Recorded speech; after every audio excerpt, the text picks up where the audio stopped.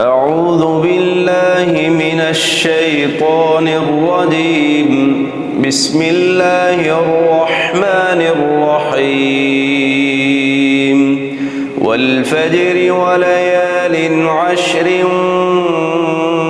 والشفع والوتر والليل إذا يسر هل في ذلك قسم لذي حجر ألم تر كيف فعل ربك بعاد إرم ذات العماد التي لم يخلق مثلها في البلاد وثمود الذين جابوا الصخر بالواد وفرعون ذي الأوتاد الذين طغوا في البلاد فأكثروا فيها الفساد فصب عليهم ربك سوط عذاب إن ربك لبالمرصاد فأما الإنسان إذا ما ابتلاه ربه فأكرمه ونعمه فيقول ربي أكرمن وأما إذا ما ابتلاه فقدر عليه رزقه فيقول ربي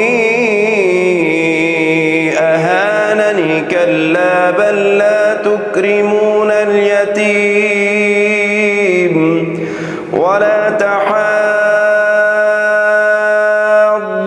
على طعام المسكين وتأكلون التراث أكلا لما وتحبون المال حبا جما كلا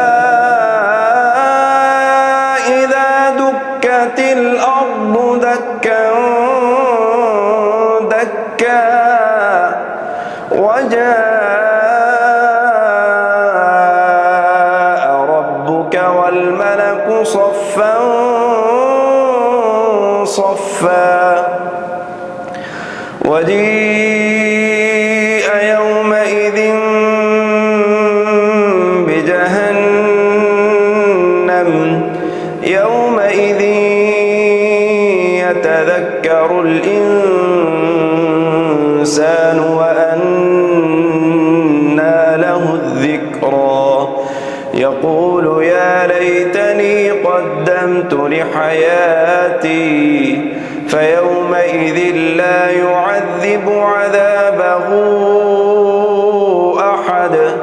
ولا يوثق وثاقه أحد يا أيتها النفس المطمئنة ارجعي